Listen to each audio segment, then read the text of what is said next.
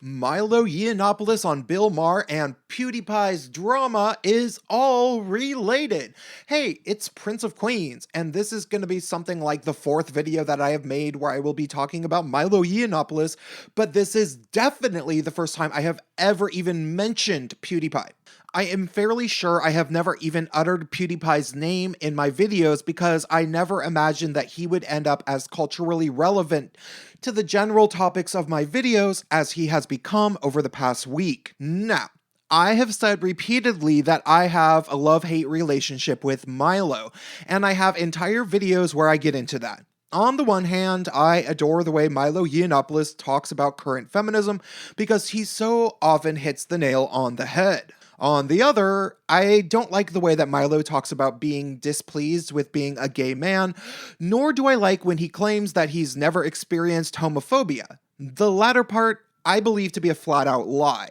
But more so, what I respect about Milo Yiannopoulos is precisely what has made him famous, which is his theater and mischief. And he'll be the first to own up to that. There's several people that make better points about feminism than he does, like Karen Strong, for example, who aren't even 1/10 as famous as he is. Milo is famous because he is a provocateur, because he not only said something that nobody else was saying at the time, but he also crosses that line people were afraid to cross, stomps his feet all over the ground on the other side, and then unzips his fly and pisses all over the territory most people were afraid to even approach. That is admirable in terms of his bravery, even if I do not think his message is commendable in many instances, in terms of the takeaway.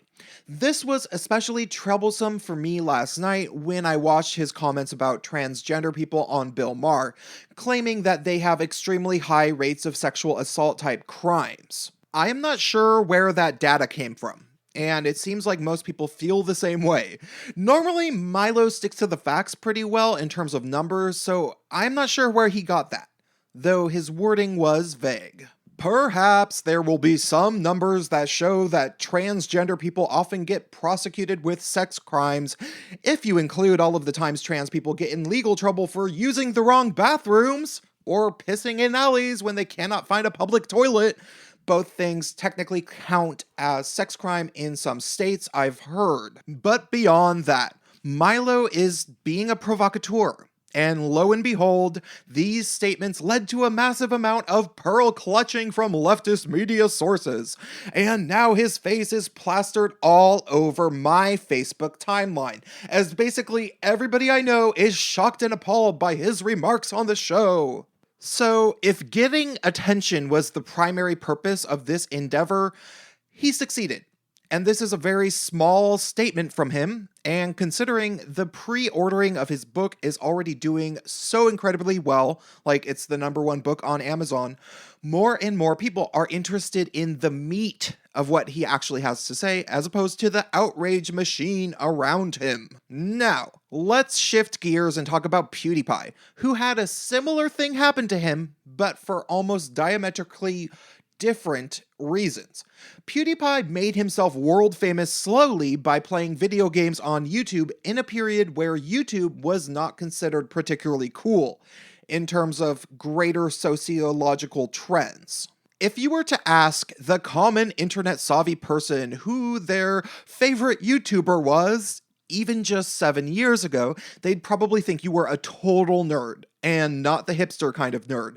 And considering PewDiePie started his channel over 10 years ago, we can only assume what most people thought of YouTube personalities at the time, and PewDiePie trying to get famous playing video games. PewDiePie catered to a niche market that was completely culturally irrelevant outside of gaming, and related nooks and crannies of the internet. Personally, I was never particularly interested in him for various reasons, mainly that I simply wasn't interested in video games at all, up until a bit over a year ago when I bought a 360 off of a friend of mine and got into a few games like Skyrim and Halo Reach. But I hadn't been playing games since 2005 or so prior. Regardless, I always thought PewDiePie was kind of cute, and I imagined he was a nice guy. But like so many people in the skeptic YouTube sphere, I simply hadn't watched his videos. I had no idea that he was making politically incorrect jokes. But of course, it doesn't surprise me. You see, the anti-SJW, skeptic, and new right type channels are by far the hottest thing on YouTube, and PewDiePie isn't a dummy. I'm sure he's well aware that channels that made at least a decent amount of anti-SJW content, like Leafy is here, have grown more significantly, proportionally, in comparison to any other genre of YouTube content creator. PewDiePie starting to make politically incorrect jokes is nothing more than him still having his finger on the pulse of cultural relevance. It is merely a sign of the times.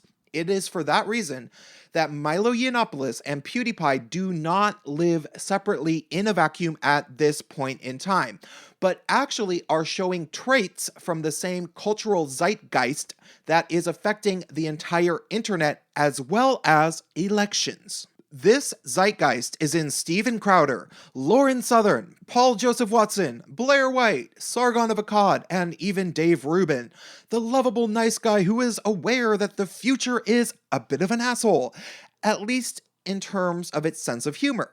But Dave Rubin doesn't want to be one of the notorious players in the shit show that is going to be the next couple years.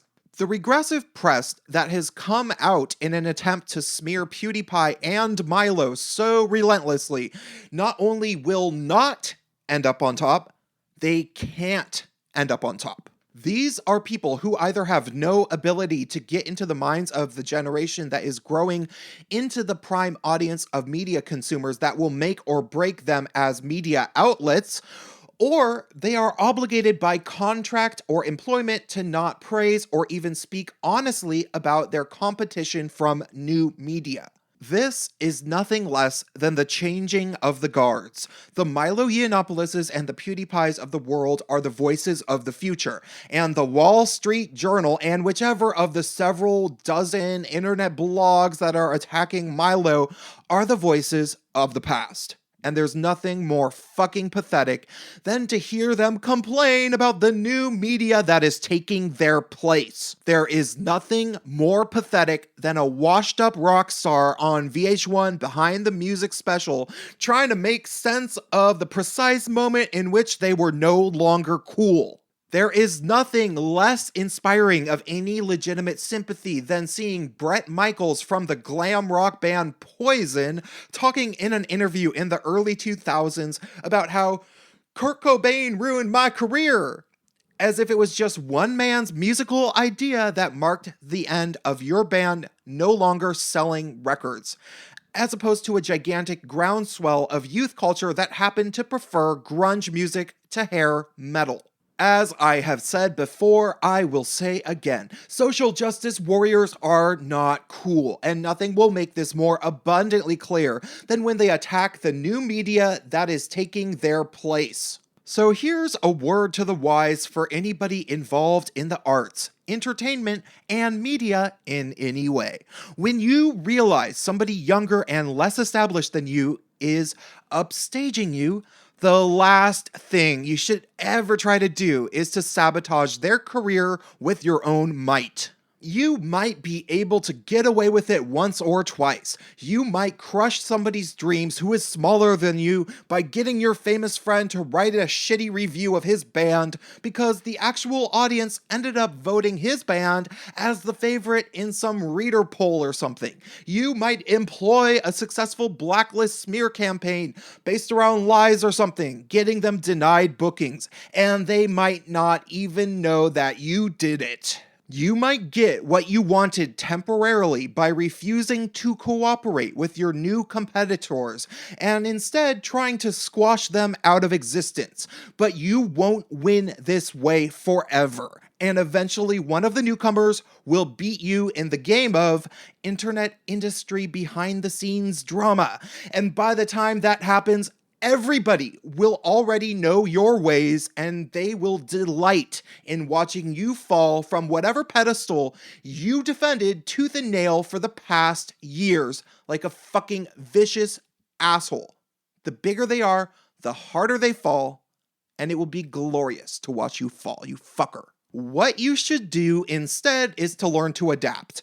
And when you encounter a young person doing something similar to what you do in media, you should try to make friends with them. Do a collaboration, or even just speak kindly about them in interviews. That's the only way to age gracefully in this business. And we all know what happens when people in the media don't age gracefully. That's all for tonight.